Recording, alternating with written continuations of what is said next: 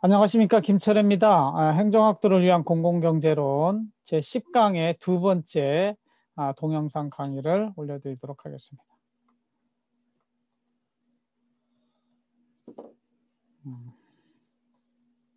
전체 화면으로 좀 바꿔볼게요.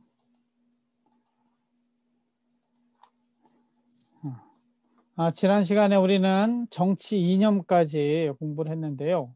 이번 시간에는 존 롤즈의 정의론으로부터 시작을 하겠습니다.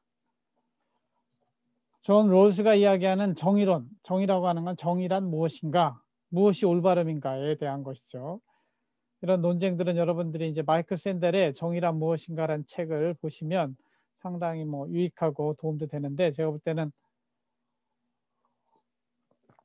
굳이 사서 읽으실 필요는 없고 도서관 그런 데 많이 있으니까 한번 보시면 좋을 것 같고요.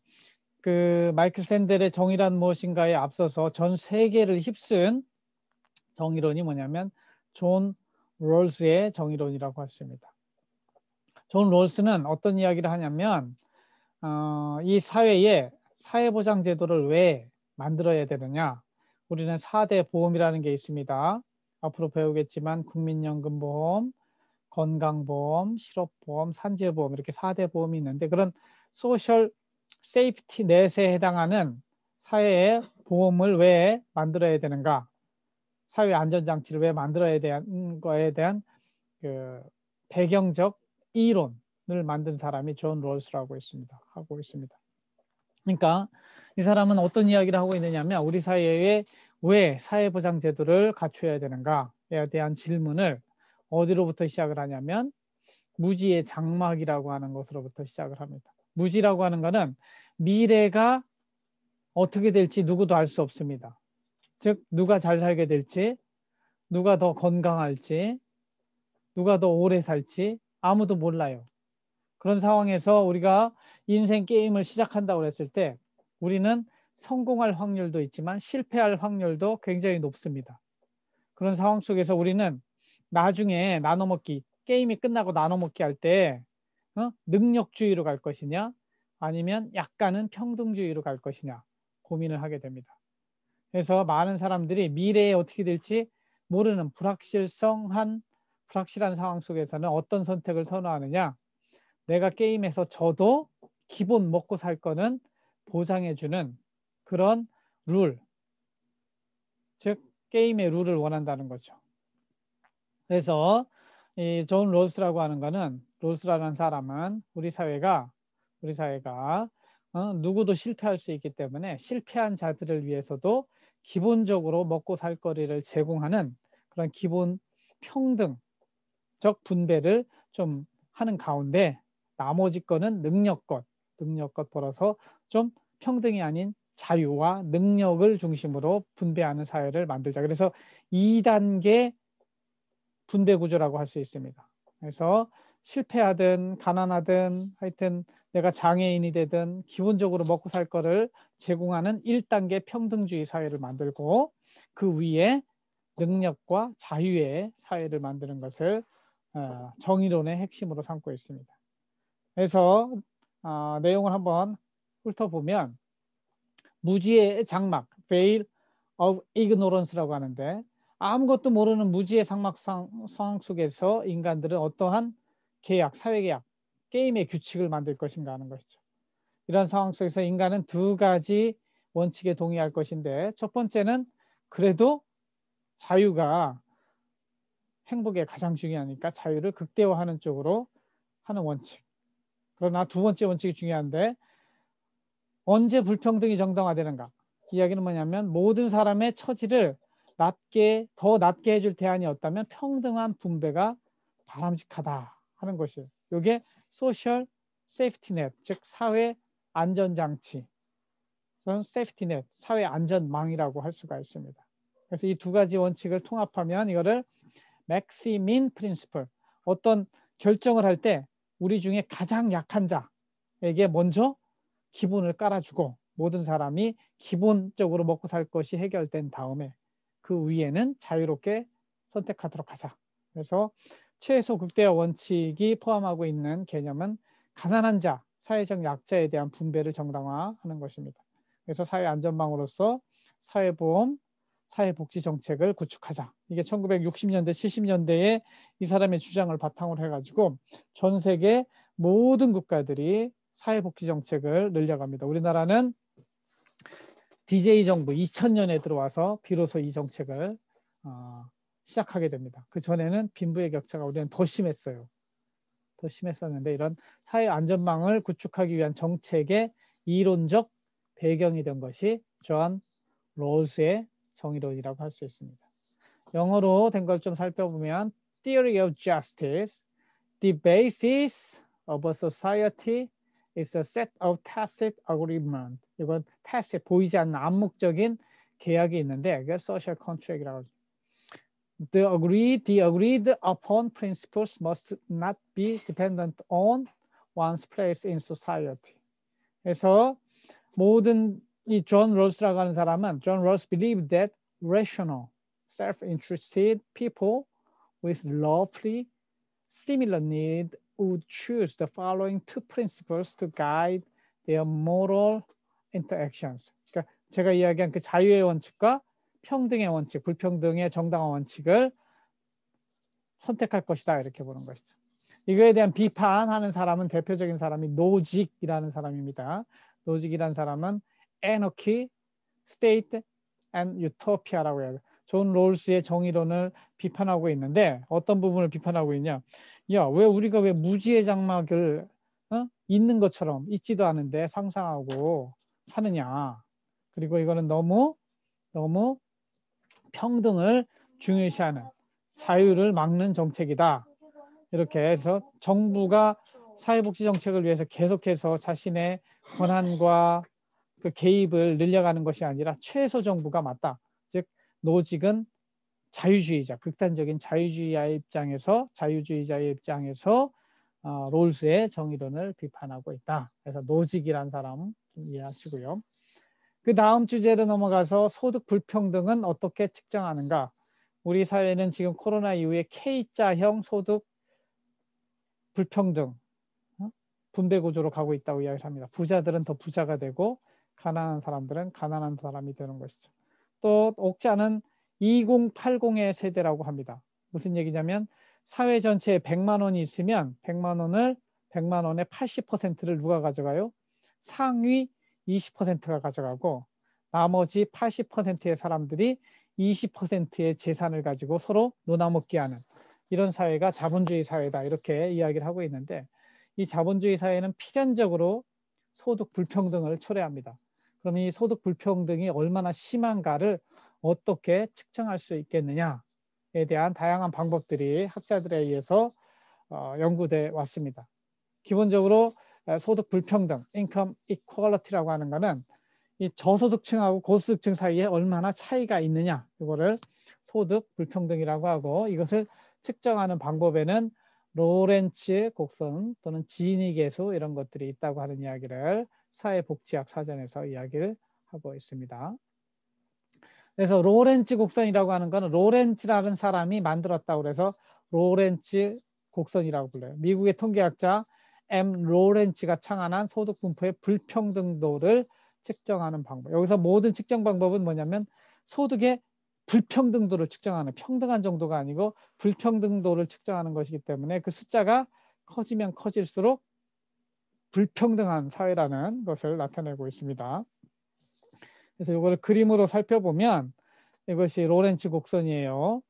이 첫 번째 사람부터 여기는 사람입니다. 사람으로부터 100명의 사람이 있고 여기는 소득, 돈이 0원부터 100만 원까지 있다고 하면 이 끝에 있는 니은자 거꾸로 한 요선은 니은자 거꾸로 한 요선은 무엇을 의미하느냐? 마지막 사람이 모든 부를 가지고 있어요.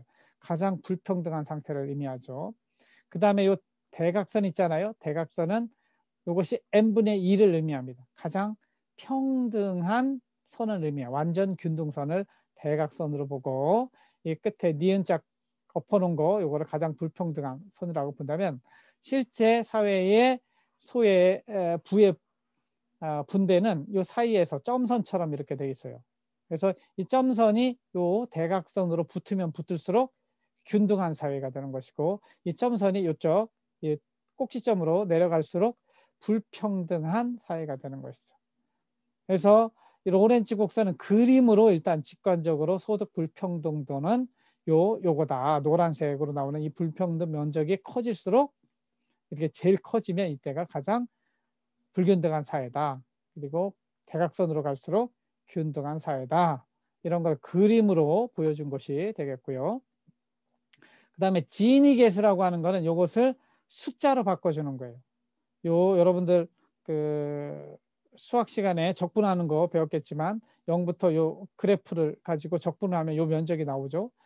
요 A 면적을 구할 수가 있어요. 또 B 면적을 구할 수 있어요. 그래서 A 더하기 B분의 요 100 볼록 나와 있는 요 노란색이 차지하는 비중. 이게 예를 들면 A가 이 끝으로 와가지고 여기로 가면 B가 0이 되잖아요. B가 0이면 A분의 A가 돼가지고 진위 계수가 1이 돼요. 그래서 진위 계수가 1일 때 가장 불평등한 상태. 반대로 이렇게 해서 A가 제로가 될 수도 있어요. 이쪽으로 쭉 가면 A가 여기에 대각선에 붙어버리니까요. 제로가 되면 B분의 0, 진위 계수가 0이 되는 거죠. 그러니까 진위 계수가 0일 때 가장 어떻게 하냐?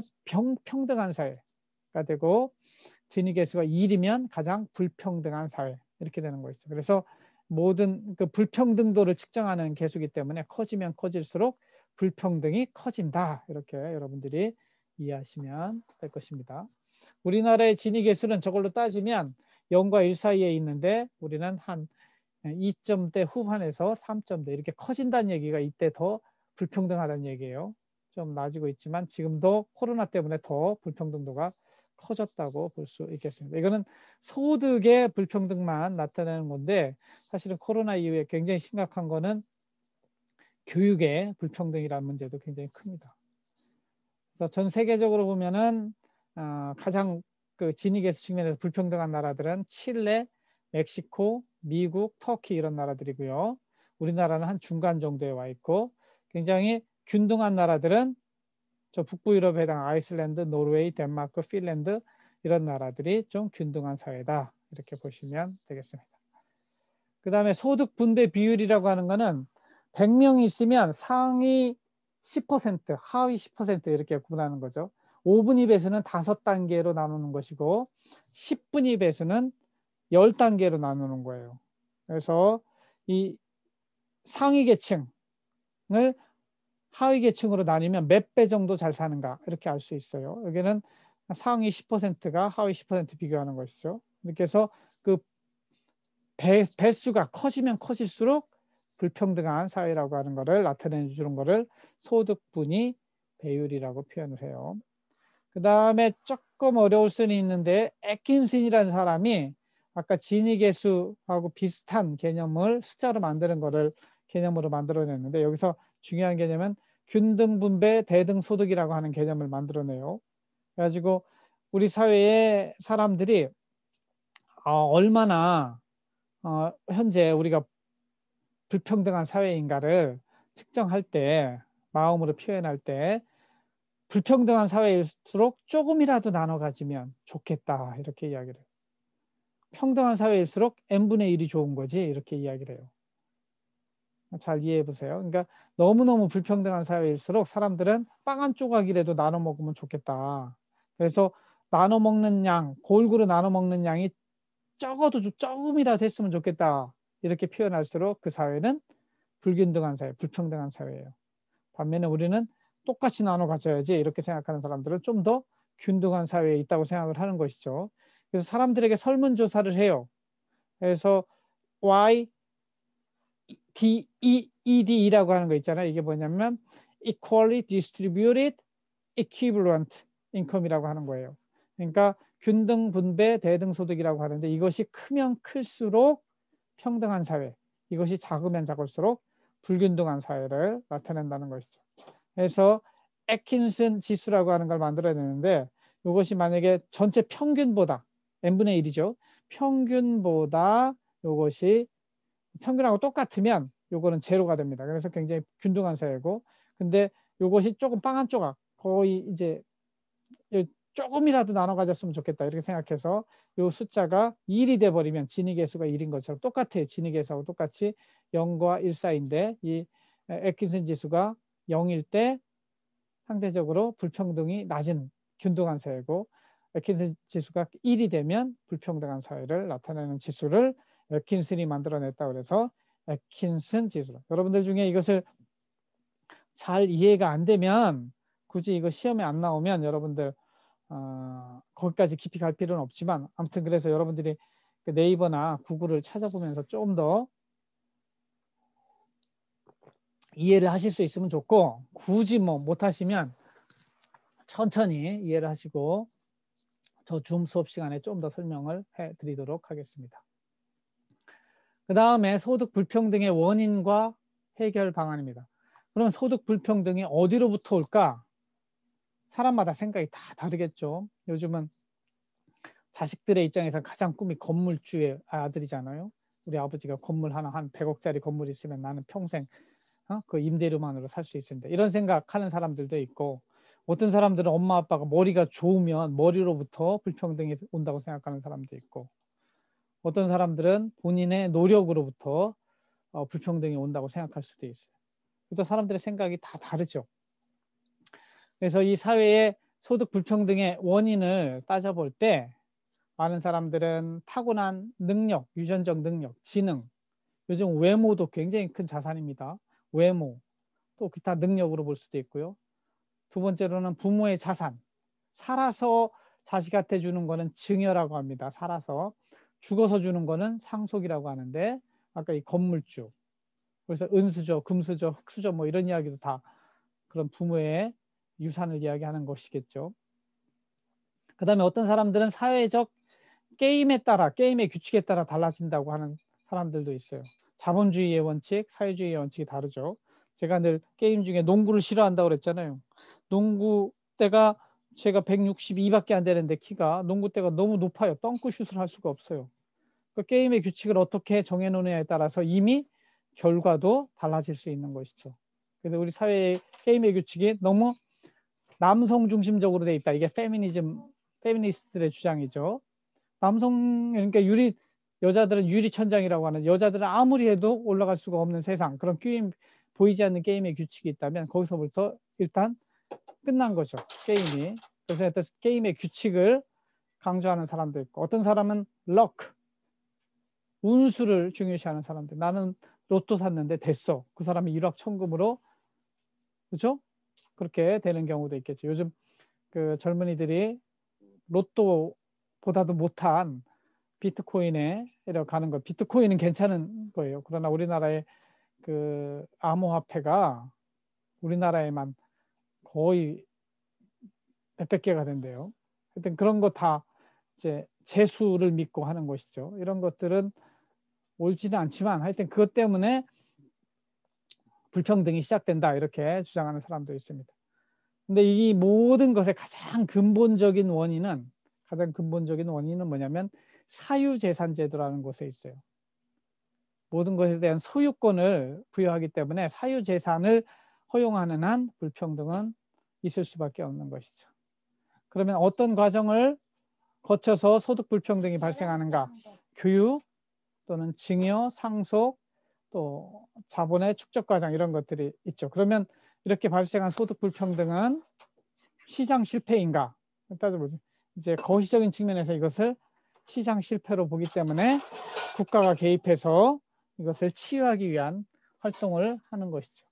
그래서 우리는 공정한 사회, 또 함께 잘 사는 사회를 어떻게 만들어 갈 것인가 이런 부분에 대해서 좀 고민을 하시고 젊을 때 너무 사회에 대한 불평, 불만도 많겠지만 그것을 좀 고쳐나가자 하는, 그리고 혼자서 할 수 없지만 여럿이 함께 힘을 모으면 또 할 수 있거든요. 올바른 사회, 공정한 사회로 나아가기 위한 그런 노력을 어떻게 할 것인가에 대한 고민도 했으면 좋겠습니다.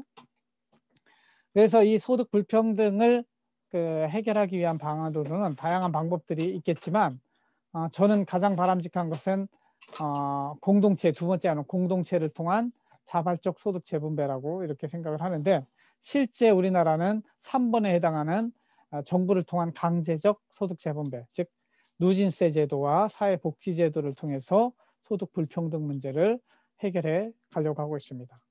물론 미국에서 빌 게이츠나 워런 버핏 같이 부자들은 스스로 번 돈을, 자본주의에서 번 돈을 스스로 기부해서 자기 이름의 재단을 만들어서 소득 불평등을 해소하고자 하는 많은 노력들도 하지만 상당히 저는 한계가 있다고 보고, 그거보다는 공동체를 만들어서 하는 것이 더 옳은 방안이라고 저는 생각을 하고 있습니다. 그래서 하여튼 현재 우리가 보는 주류의 소득 재분배 정책은 정부를 통한 강제적 소득 재분배다. 그 정도로 이해하시면 될 것 같습니다. 그래서 제 10장에서는 소득 재분배에 대한 논의들을 살펴보았는데, 여러분들도 한번 우리 사회의 문제를 가슴으로 안고 생각을 해보고, 아까 말씀드린 것처럼 이 사회는 왜 그렇게 불평등해? 이 사회는 왜 이렇게 정의롭지 못해? 이런 불평, 불만들을 좀 더 건설적으로 친구들하고 함께 힘을 모아서 제가 공동체를 만들어서 함께 하자는 것도 이거예요. 그래서 우리 선조들이 대동계, 향약도 하고 뭐 자발적인 결사체를 통해서 했던 것처럼 우리도 불평, 불만만 할 것이 아니라 우리 스스로 할 수 있는 일들을 찾아보고, 그렇게 작은 발걸음을 시작할 때 한 사람 한 사람이 모여서 이 사회를 올바른 쪽으로 발전시킬 수 있는 힘이 나온다는 생각을 가지고 있습니다. 마지막으로 우리 배운 존 롤스라는 사람이 한 말을 한번 훑어보고 가겠습니다. Justice is the first virtue of social institutions, as truth is of systems of thought. 정의라고 하는 것은 우리 사회 제도 또는 사회 질서의 가장 first, 중요한 가치다, 이렇게 생각을 하고 있는 거죠. 이거는 이 생각으로서의 어떤 진리에 해당하는 것이다, 이렇게 존 롤스가 이야기했어요. 그래서 여러분 마음속에 무엇이 정의인가, 정의로운 사회가 되려면 우리가 어떻게 변해야 되는가, 이것이 사회에 대한 불평, 불만도 필요하지만 내 자신, 나는 정말 정의롭게 살고 있는가, 이런 부분들도 생각을 해보시면서 정말 같은 마음을 가진 사람들이 함께 모여서 정의로운 사회를 만들어가는 그런 것들이 필요하다는 생각을 좀 전하면서 제 10장 강의를 마치도록 하겠습니다. 이렇게 수업 마치고요. 줌 수업 시간에서 질의응답으로 또 만나도록 하겠습니다. 들으시라고 고생 많으셨습니다. 마치겠습니다.